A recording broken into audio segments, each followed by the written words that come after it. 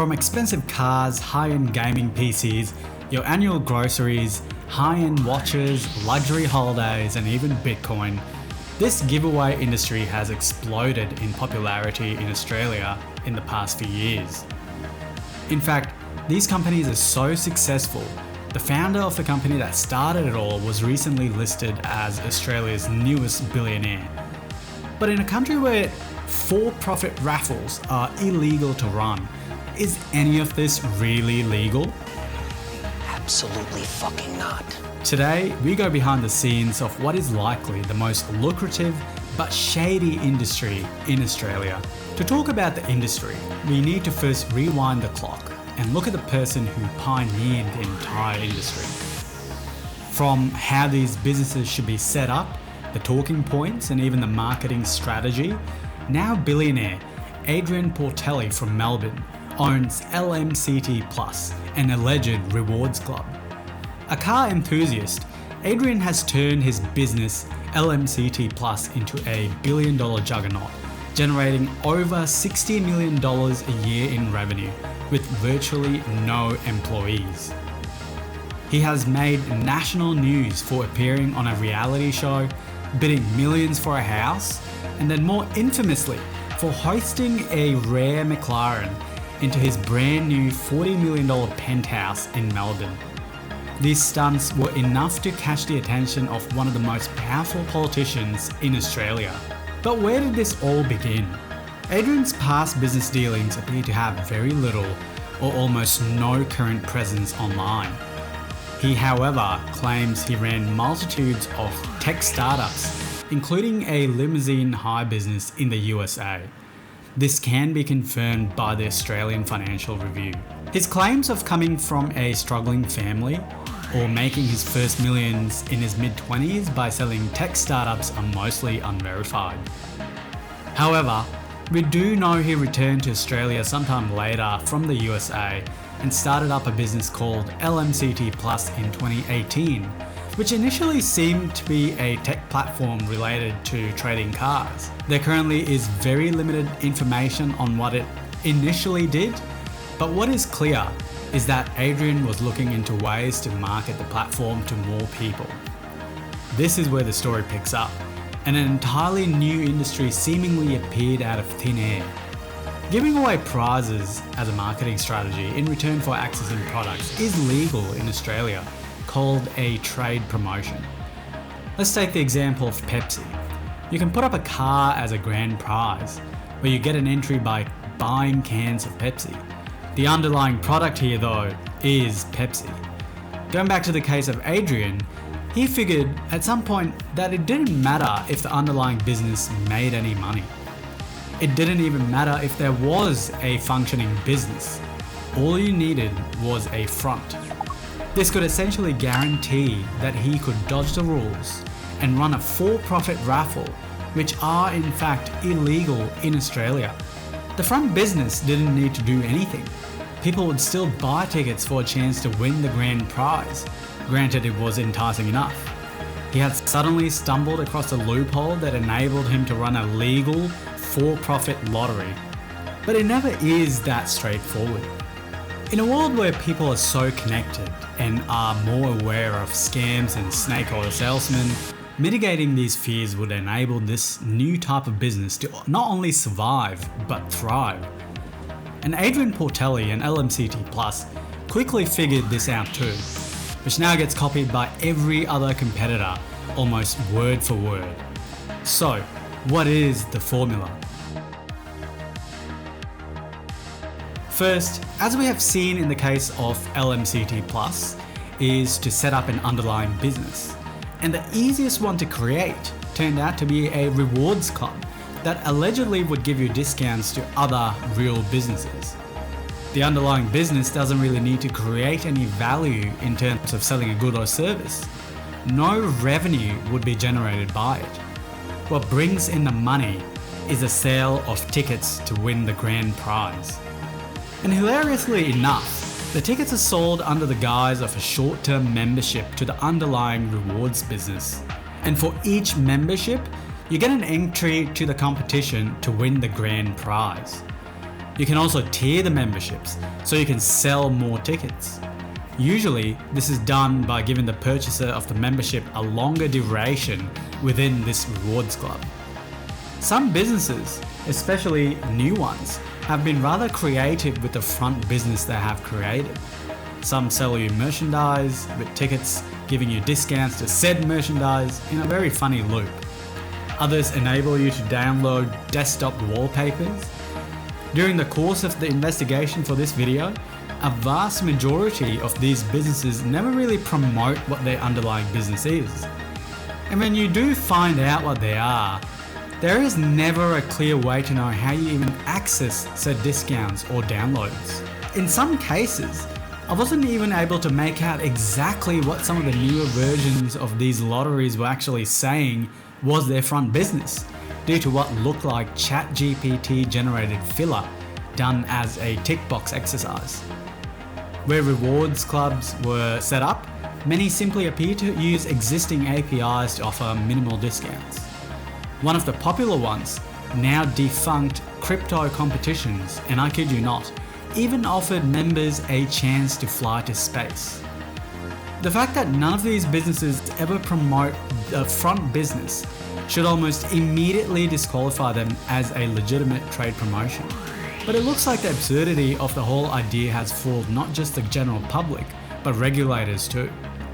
Despite clear laws that make for-profit raffles illegal, by using this front business, these lotteries skew the rules to their advantage and essentially run extremely lucrative lotteries. Most people in Australia are likely to have seen actual non-profit lotteries, which also sell tickets to a grand prize. Often, these come in the form of a luxury house or a supercar, with many of these lotteries based in Queensland. Many are well known, completely legal, and their primary purpose often is fundraising for various charities. For these new for-profit lotteries to create trust, LMCT Plus recognised early on that they needed to be associated with a similar non-profit. Now, they aren't obliged to donate anything. Details of donations from these businesses are also mostly unverifiable, and we can't say for sure that many of the newcomers even donate a single cent. But they all advertise donations to charities like Make-A-Wish, the Cancer Council, and other large recognisable organisations.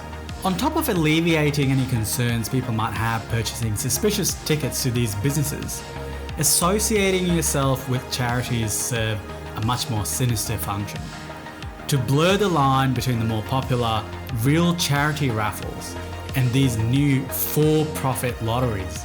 If people can't tell the difference, they are likely buying tickets thinking these are all going towards a good cause. The reality is, however, quite the opposite. In fact, Adrian Portelli later on went to create his own charity called Little Legends Foundation, which acted quite similar to Make-A-Wish. However, looking at the website, you can immediately start questioning why this charity was even set up. We can dig deeper into financials from official Australian government sources and see that roughly 50% of $329,000 in expenses was made of donations. That is $164,000 in donations. For a company that had, in its earlier stages, leaned heavily into the charity angle, as a rough estimate based on their yearly $50 to $60 million revenue, their total donations based on this figure for a year were under 0.5% of total revenue. Now imagine what all the other businesses in this space will be up to. It's hard to imagine they would fare any better. These businesses also often claim that have permits, as if it lends credence to their activities. Reality is, these are simply trade promotion permits that are extremely easy to acquire, and none of these businesses had any gambling permits.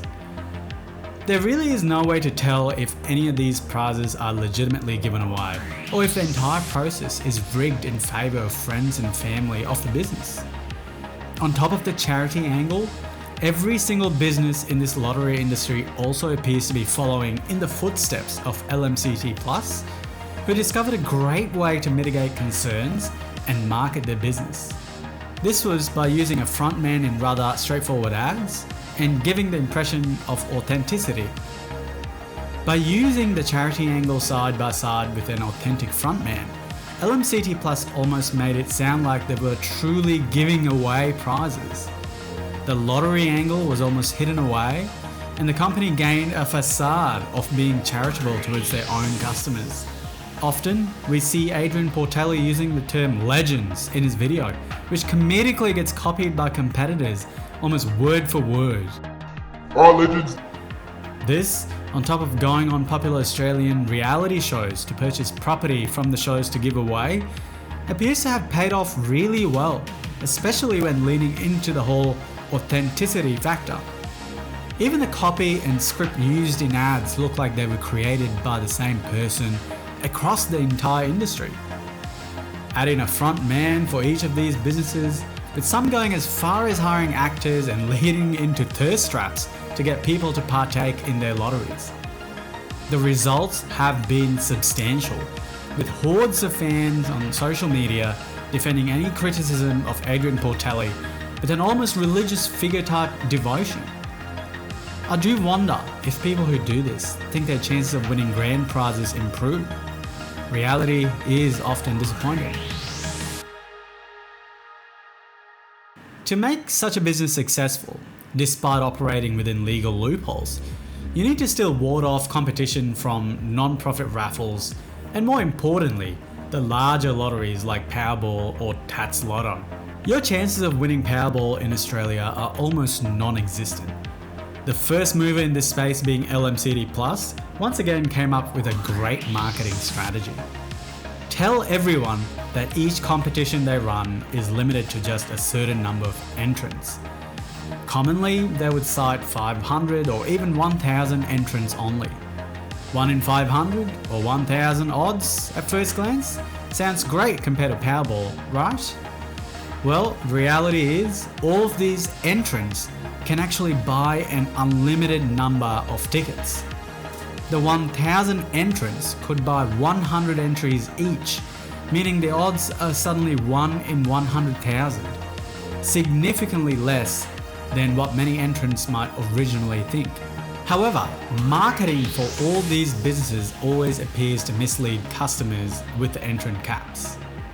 We did the math for the biggest player in the market, LMCT Plus. The company makes around $60 million a year. Say tickets average for $20. So a total of around 3 million tickets sold a year. Using that number, let's assume you bought one ticket a month throughout the year. In this case, your chances of winning a prize stands at 0.00004%.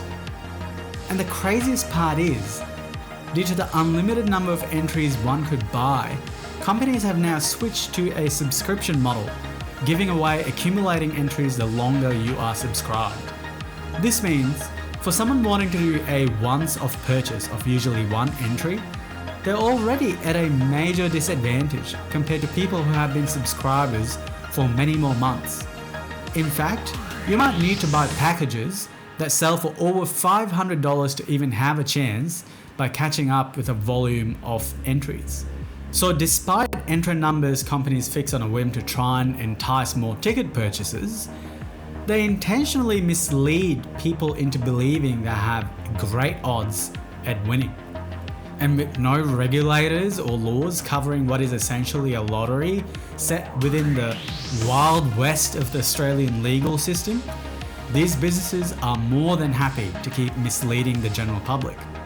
At this point, the biggest question one could ask is, how was any of this allowed to happen? I mean, isn't it rather obvious? The game that is being played and the vast number of wealth that has been generated on top of new players entering the industry with niches that become weirder by the day? Well, based off publicly available information, the biggest business in the industry, LMCT Plus, is currently being investigated by the Victorian Gambling and Casino Control Commission and South Australia's Consumer and Business Services. It is unclear if any other businesses had been investigated in a similar manner before. Disaster did strike not very long ago when a young woman from Victoria won a Nissan Patrol from Hello Lifestyle Australia, which advertised that it was proudly supporting the Christian youth charity Red Frogs via regular giveaways. Turns out, the vehicle was still encumbered, and collectors showed up at the winner's house to seize the vehicle that had been won. The business quickly shut down their social media accounts and websites. The giveaway idea even got copied in neighbouring New Zealand, where a car dealership turned giveaway lottery company called Jones LRC was labelled predatory before authorities seized 24 vehicles and 2 properties from the company as part of a serious investigation into its actions. We have seen both LMCT Plus and motoculture in Australia try to run the same type of business in both the USA and the UK, but it appears regulatory issues have not allowed this to happen. Which brings us to the question of, why are Australian authorities not so eager to do anything about it? For starters, many have assumed there's a lot of tax revenue involved, especially considering a company like LMCT Plus pulls in $60 million a year.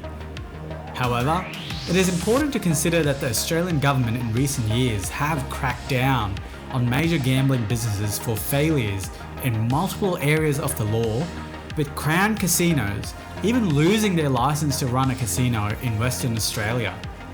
Perhaps the real reason is that regulators don't truly understand the loophole that is being exploited. This is clear from most media companies that report on LMCT Plus that claim that it's a rewards business when it is anything but.